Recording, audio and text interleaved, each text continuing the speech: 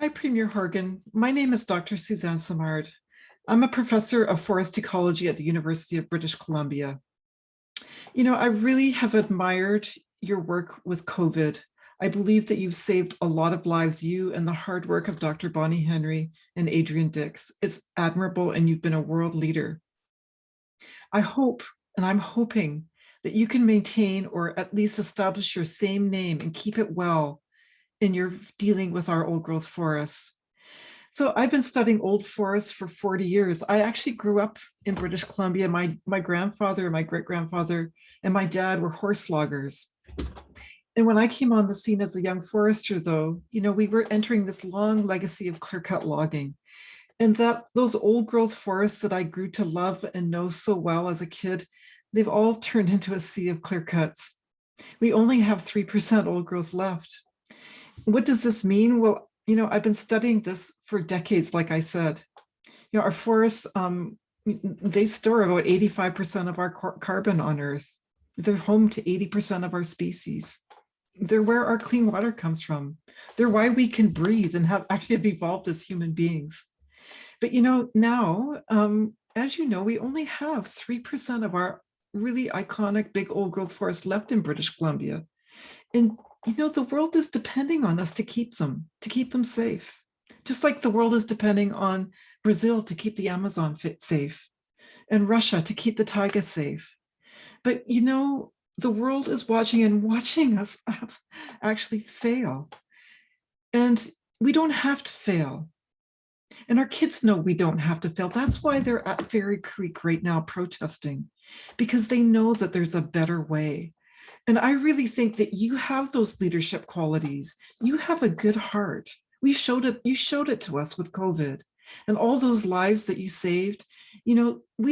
Please don't just throw them away with this. It's so needless. There's ways forward without having to log these old forests. I know that forests don't, and this is a mistake. Forests don't count in our climate budgets. We put our head in the sands about this. But did you know that old forests actually take up about 30% of our fossil fuel emissions? Yeah, they do. And did you know that actually when we clear cut these old forests, in fact, our entire harvesting system exceeds the amount of greenhouse gas emissions that we emit from fossil fuels in British Columbia? Did you know this? And yet we ignore this.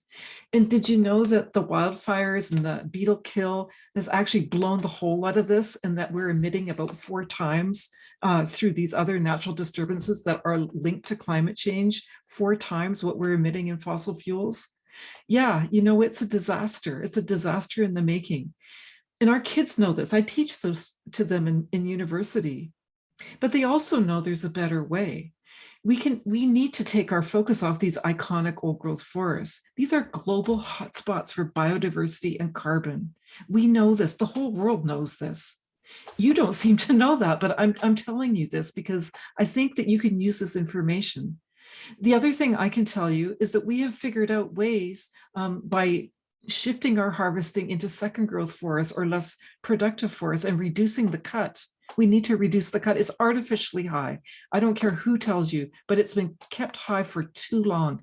And the reason that we have floods in our communities and we have fires spreading from, into communities from harvested areas, these disasters, we can link them back to overcutting. And we need to reduce that cut, and we need to refocus it on our second growth forests. And when we do that, we need to leave the old trees behind that we can, because they will help the next generations move forward. They have the genes that have seen previous climates. And if we lose those trees, even in the cuts, especially in the old forests, we won't have a chance. We're not going to give our kids a chance. I have 2 daughters. They're both in forestry. They know all this stuff. And, these kids are putting their lives on they're begging you. So are the seniors. So are the scientists. Listen to us, please. I'm begging you. We know so much better. And, you could go down in history as just another guy that's propagated these same lies to us about the need to cut for jobs. Or you could be the change maker. You could be the one to change this. You could put a stop to this. And resource our energies into productive economies. It can still be in forests, but we can get more value from our wood. We can put these kids to work to actually craft, resilient forests for the future. We know how to do that. Let's just put our effort into this and do something positive, and stop the chainsaws, stop the log and talk, right? We're not fooled. We know that there are solutions that need to be discussed with us, with our Indigenous leaders, with the youth, with the seniors, with the NGOs, with the forest industry too. We all need to get together and sort this out. But there are solutions, and there are science-based solutions, and they're at your fingertips, and you could implement them. So let me ask you, please, Mr. Premier Horgan, I know you have a good heart. You showed it to us during COVID. Now we need you to put that good heart and that good leadership to work for our old growth forests and for our kids for the future and for our First Nations and for all of the people of British Columbia. And I'd be happy to talk to you about it anytime. Thanks for listening. Bless you. Bye-bye.